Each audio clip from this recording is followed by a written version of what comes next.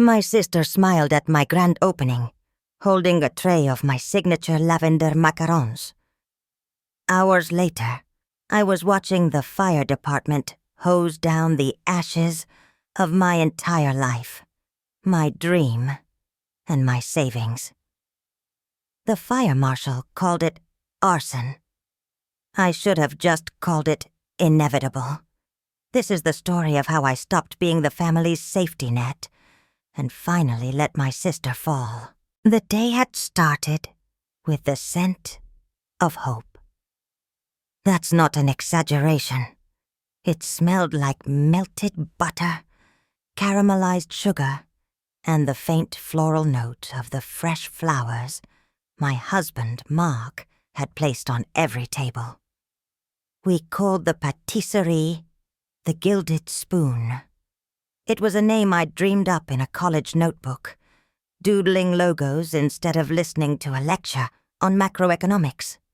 For 10 years, every extra dollar, every passed-up vacation, every weekend spent perfecting recipes instead of going out, had been poured into this one, beautiful, sun-drenched space on the corner of Maple and 3rd.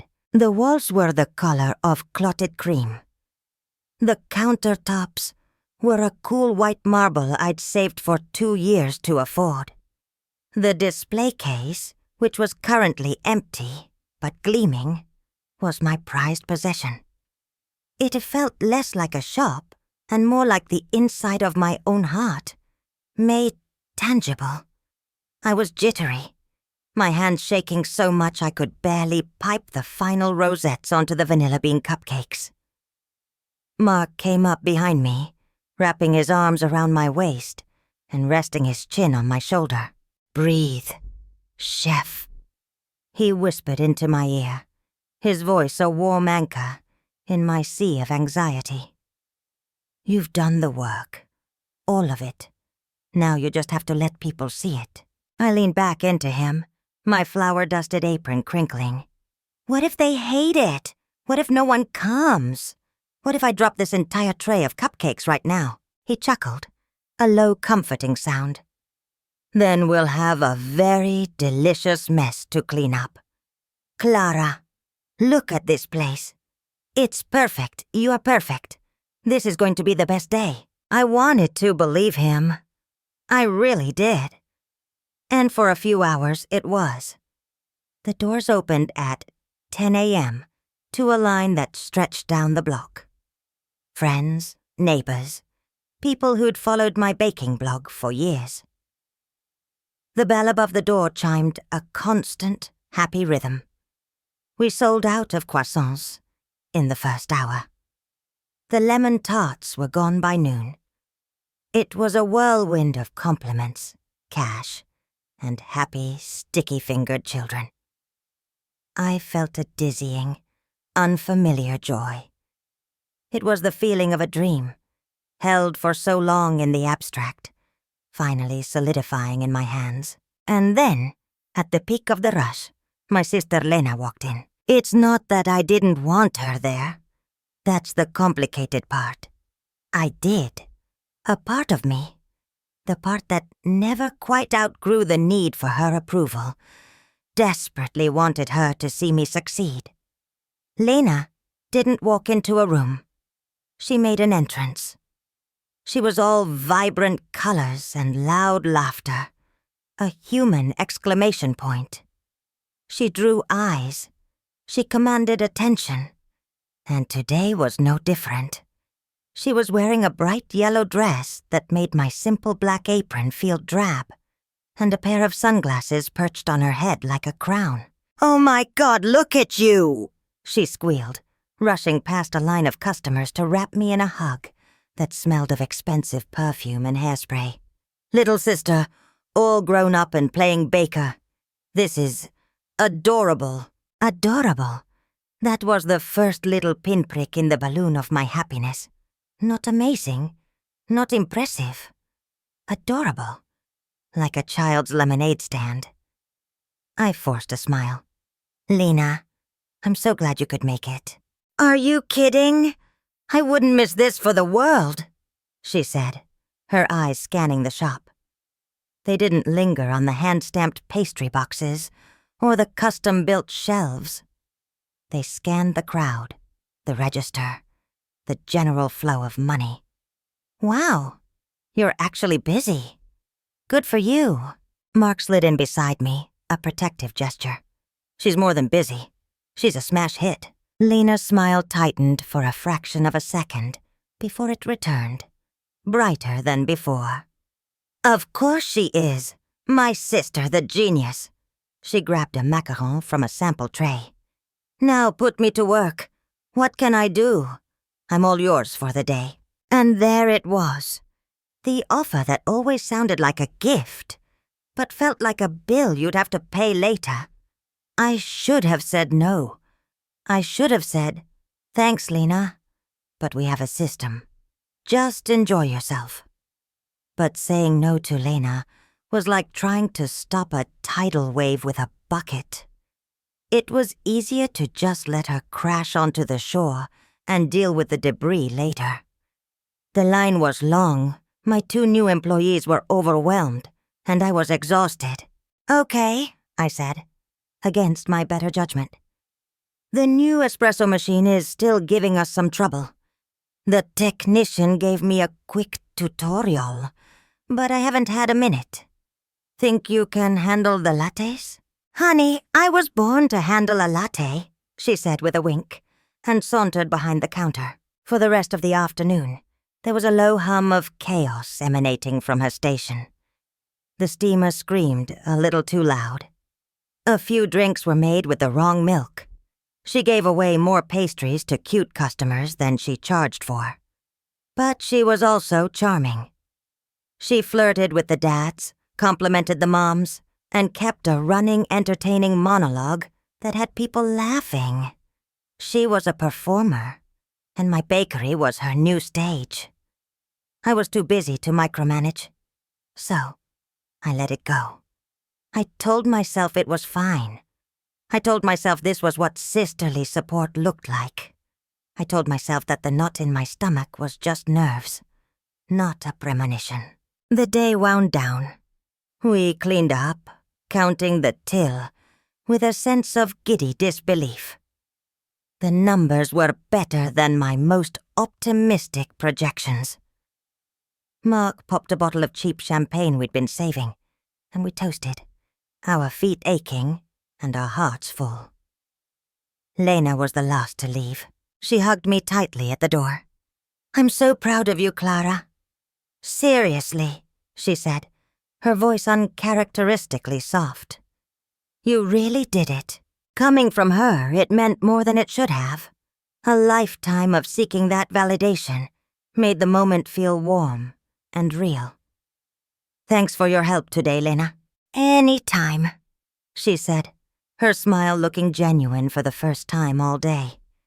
Just be careful with that old wiring back there. That espresso machine pulls a lot of power. Wouldn't want anything to happen to this adorable little place. She walked off into the evening, leaving me with a final lingering chill. That night I fell into bed, a deep, dreamless sleep of pure exhaustion.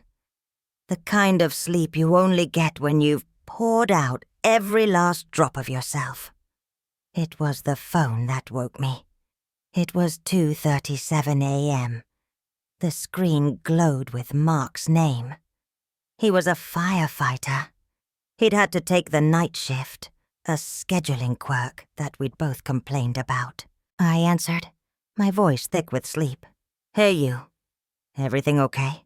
His voice was strained, tight, a voice I'd only heard when he was on a bad call. Clara, where are you? I'm at home, in bed. Why? A pause. I heard sirens in the background of his call, loud and getting closer. No, not closer. They were just loud. There's a fire, he said, and my blood went cold. On Maple and 3rd. It's a commercial building. I didn't say anything. I couldn't. I just sat up in bed, the entire world narrowing to the sound of his voice and the frantic beating of my own heart. Clara, he said, his voice cracking. "It's the Gilded Spoon. I don't remember grabbing my keys. I don't remember the drive. The next thing I knew, I was standing behind yellow police tape, watching orange flames lick at the night sky from the broken windows of my dream. The smell wasn't of butter and sugar anymore.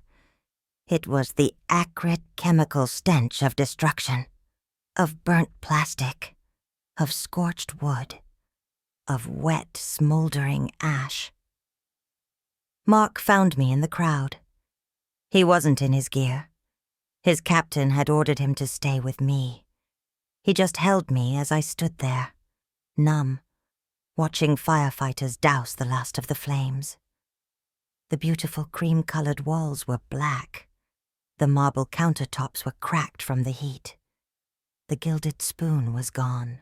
The fire marshal, a grim-faced man named Peterson, found us an hour later, after the sun had started to rise on the wreckage. He had a clipboard and an exhausted, pitying look in his eye. "I'm so sorry for your loss, ma'am," he began. I just nodded, unable to speak. The fire started in the back, near the main electrical panel. It moved fast. Too fast. He paused, looking at me carefully. "We found something. An accelerant. It looks like the fire was intentionally set. Arson." The word didn't even register at first. It was a word from television shows, from news headlines. It didn't belong here, in my life, with my cupcakes and my dream. But then, Lena's final words came back to me, echoing in the smoky air. "Wouldn't want anything to happen to this adorable little place." I didn't scream. I didn't cry. A strange, terrifying calm washed over me.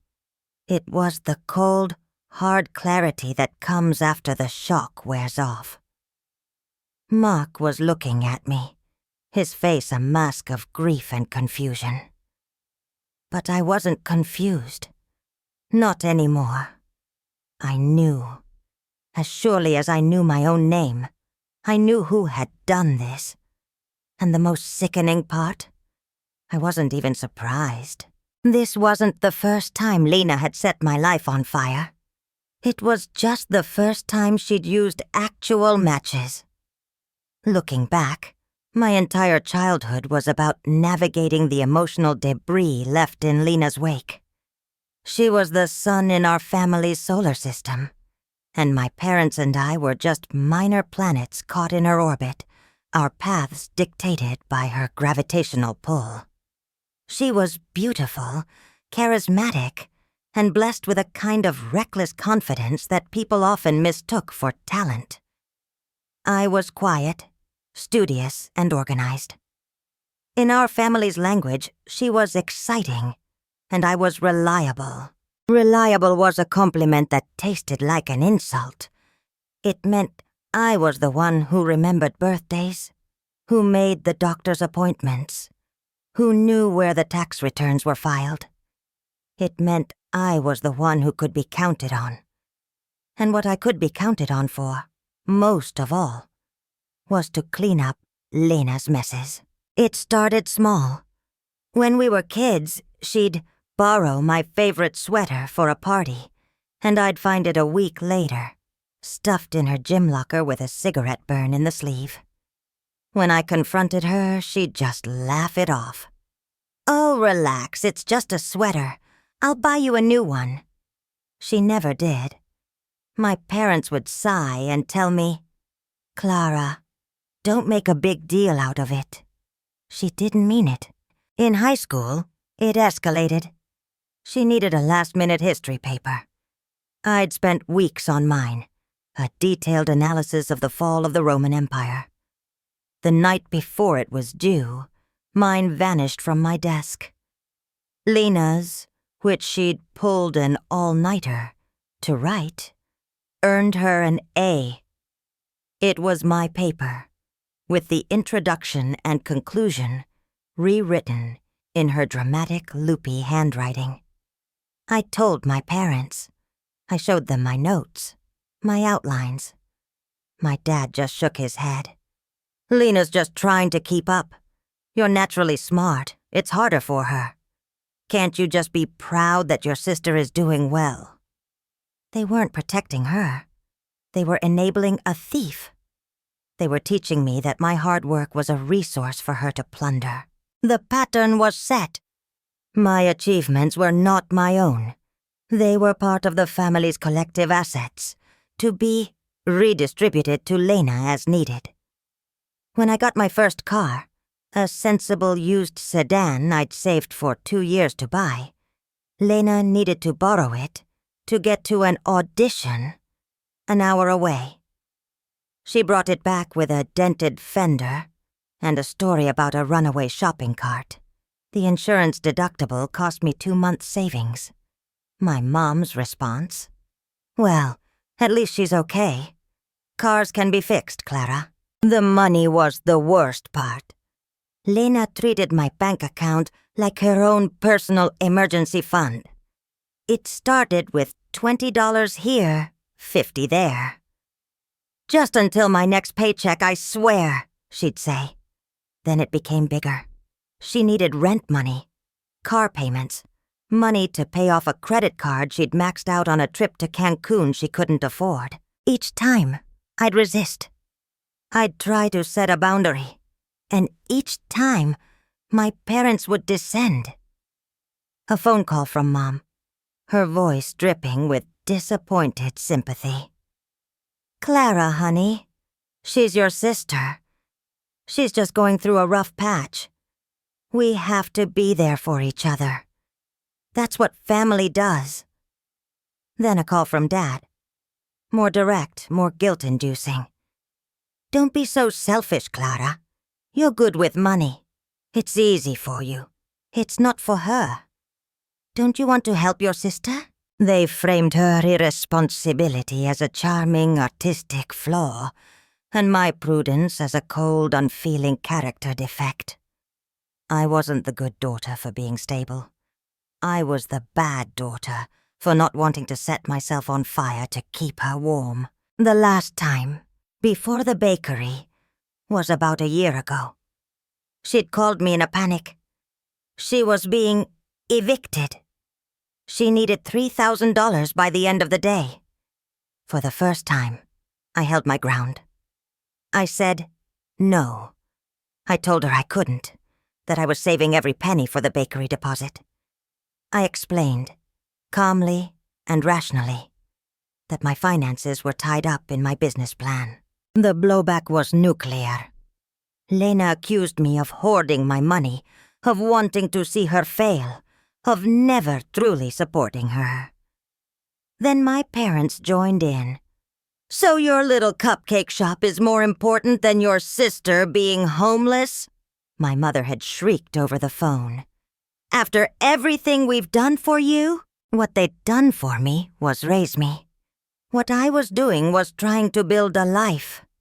In their eyes, my dream was a selfish indulgence, while her repeated self-inflicted crises were legitimate family emergencies. I didn't give her the money. She wasn't evicted, of course. My parents bailed her out, then spent the next 6 months treating me with a chilly disappointment that was louder than any argument. So when I stood there, smelling the smoke and hearing the word arson, I wasn't just mourning a building. I was seeing the culmination of a lifetime of quiet fires she had set, all of which I'd been expected to put out. But this was different. This wasn't a sweater or a history paper or a few $1,000s. This was everything. And this time, I wasn't going to just clean up the mess. I was going to find out who held the match. The days that followed the fire were a blur of bureaucratic haze.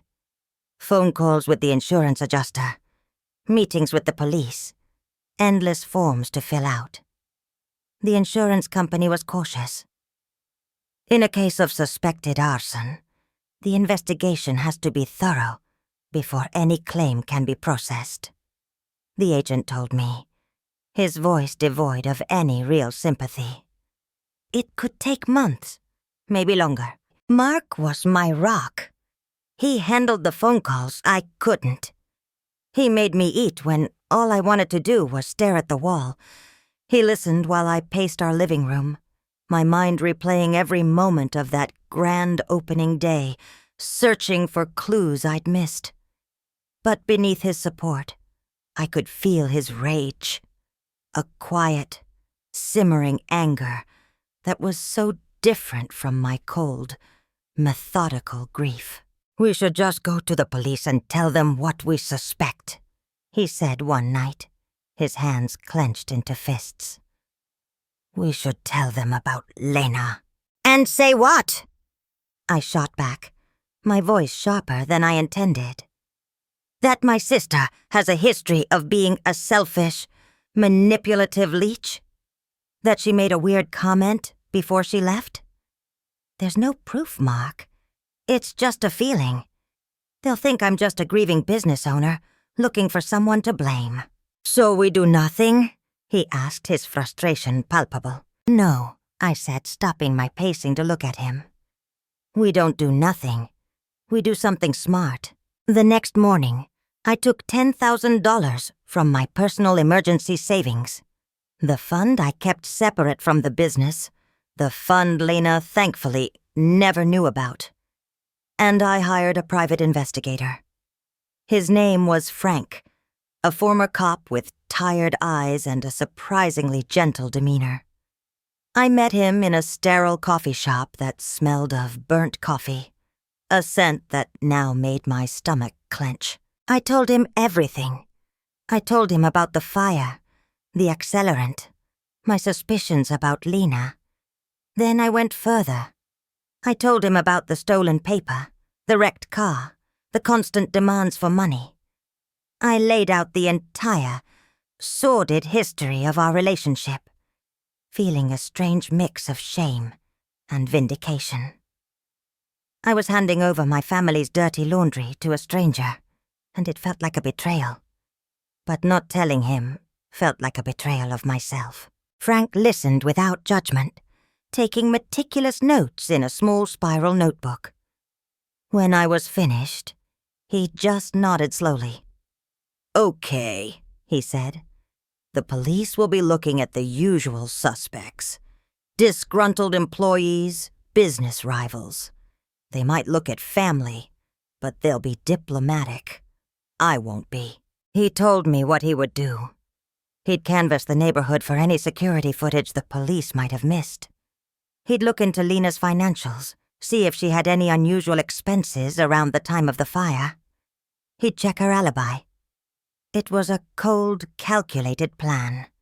It was perfect. While Frank did his work, I tried to maintain a facade of normalcy.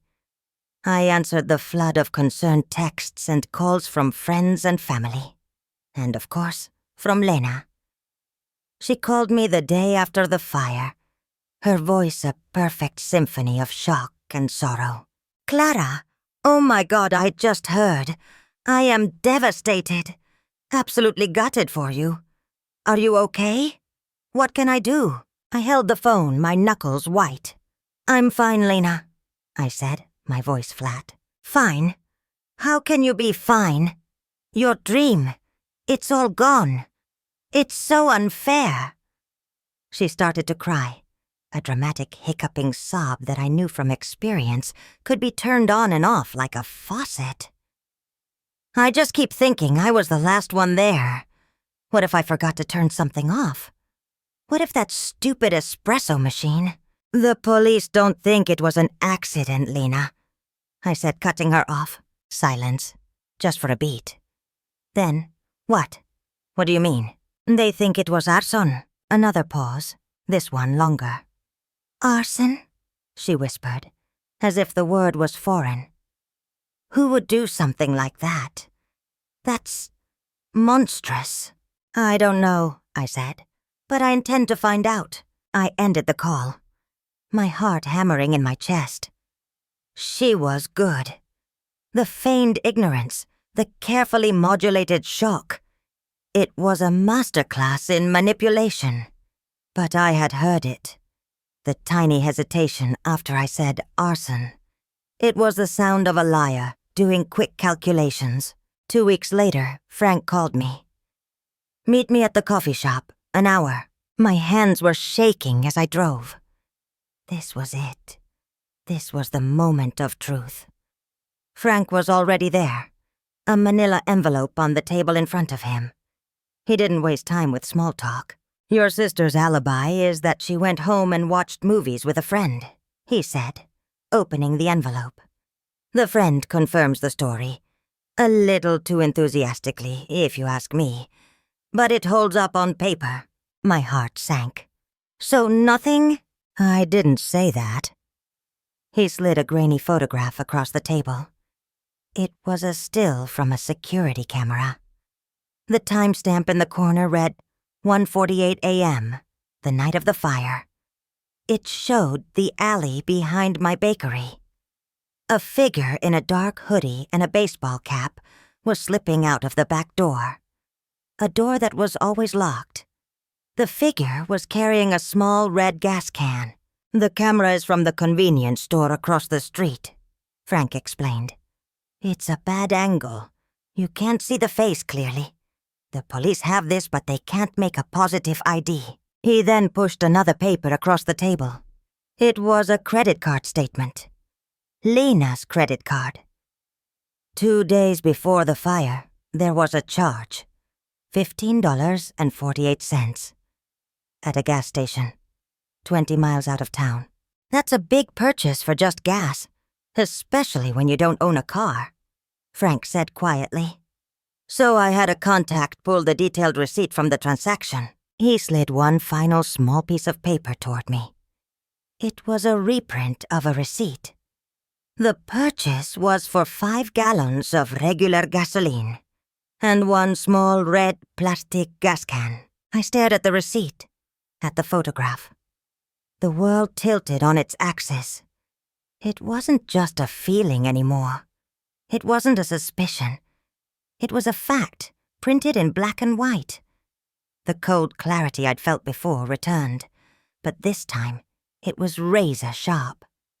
The grief was still there, but now it had a new companion, a profound, bottomless rage. "What do you want to do?" Frank asked gently. "We can take this to the police. It's enough to get them a warrant, to search her apartment, question her more seriously. It's a strong circumstantial case." I thought about it. I thought about the police, the courts, the inevitable family drama that would explode like a supernova. I thought about my parents and the choice they would force me to make between justice and family. "Not yet," I said, sliding the papers back into the envelope. "There's one more thing I have to do first." I knew a direct confrontation at my apartment, or hers, would devolve into a screaming match. I knew calling her would result in a series of clicks as she hung up on me. I needed a setting where she couldn't run, where she would be forced to face me. I needed my parents there.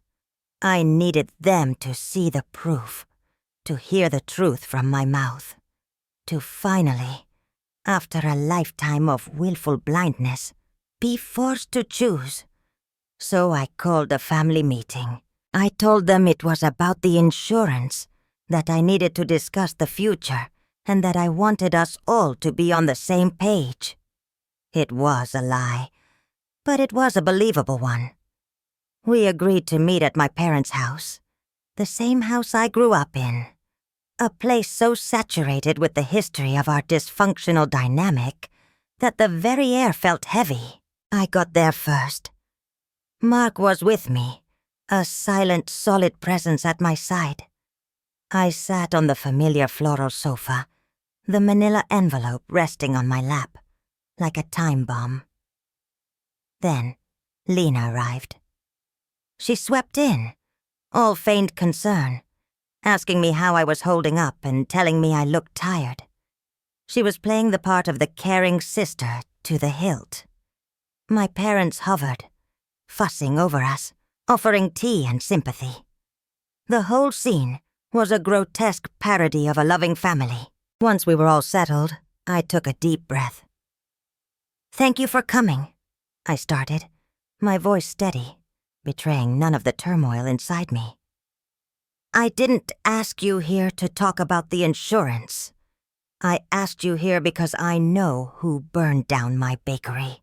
The air in the room changed. The comfortable quiet became a tense, charged silence. Lena froze, a half-eaten cookie halfway to her mouth. My mother frowned. "Clara, what are you talking about? The police are handling that." "The police are slow," I said.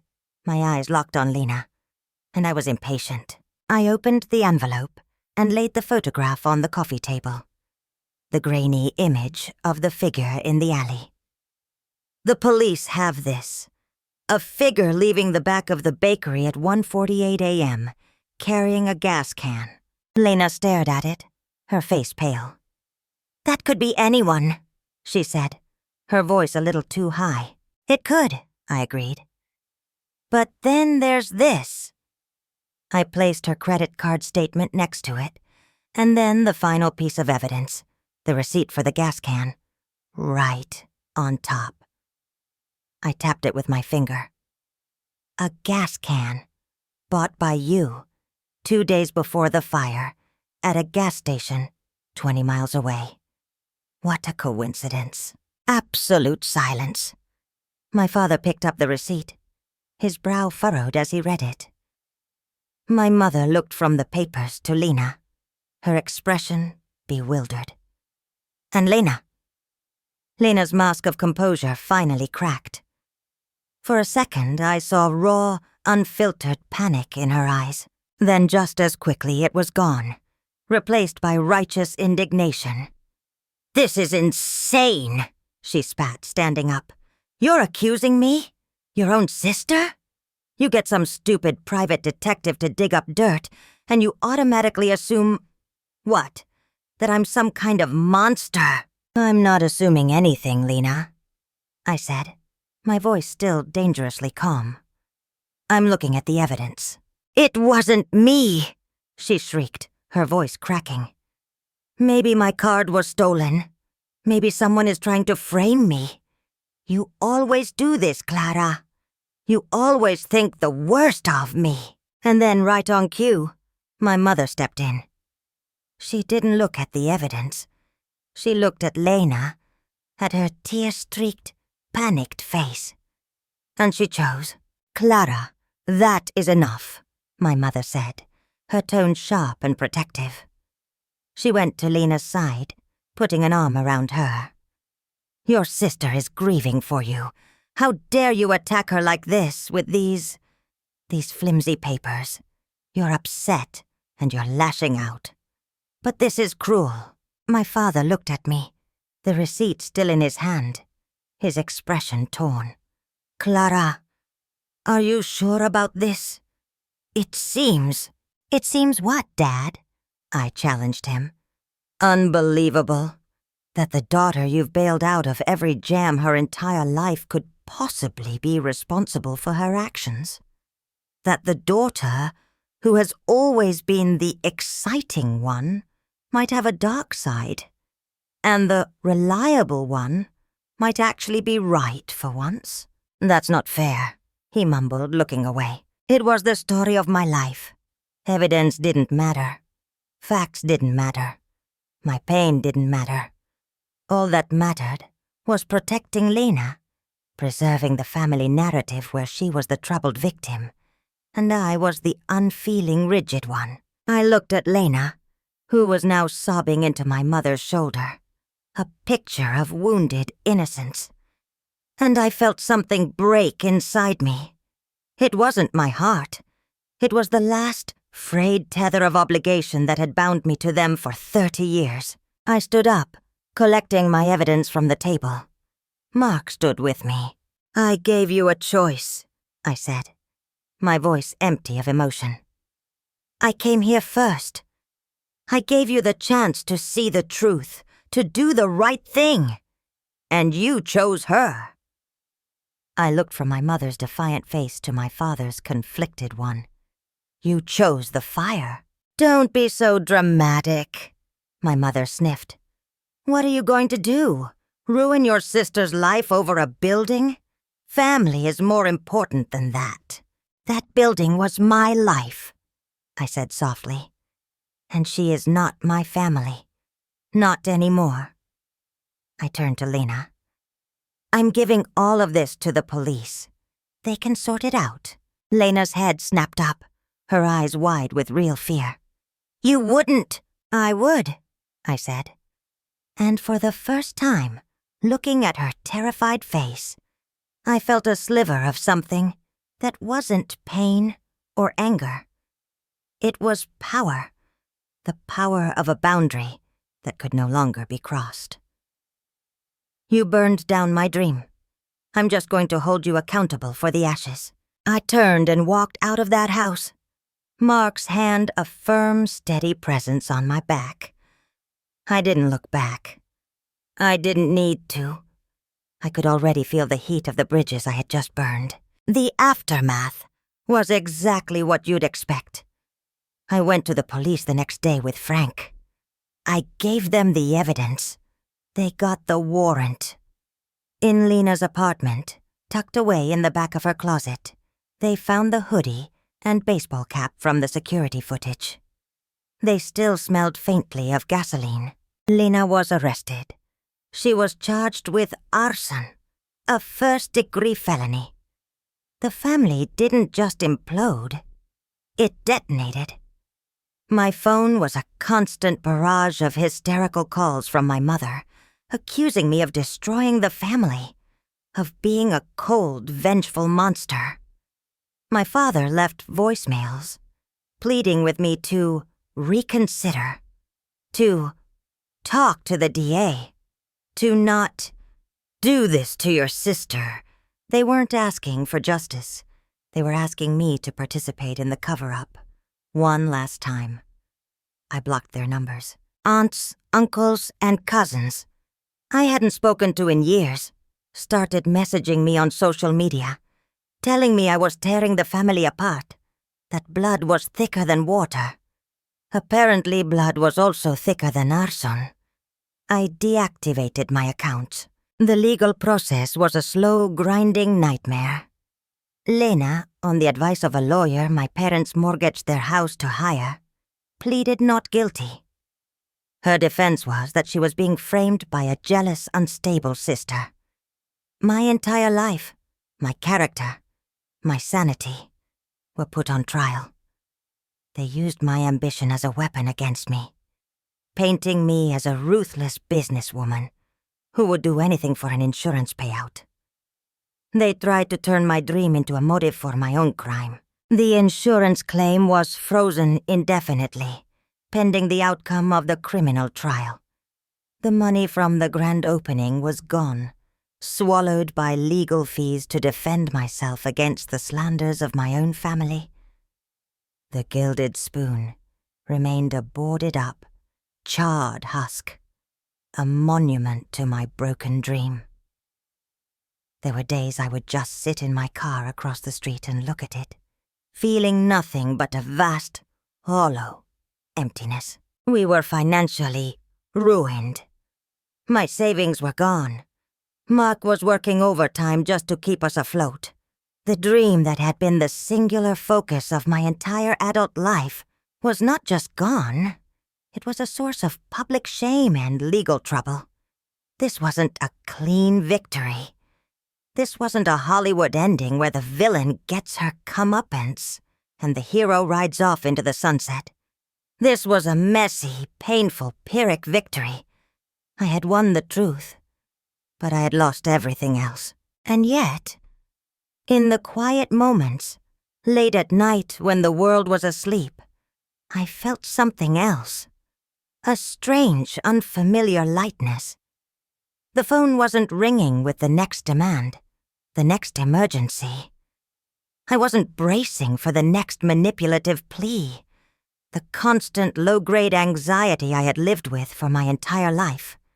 The tension of waiting for Lena's next crisis. was gone.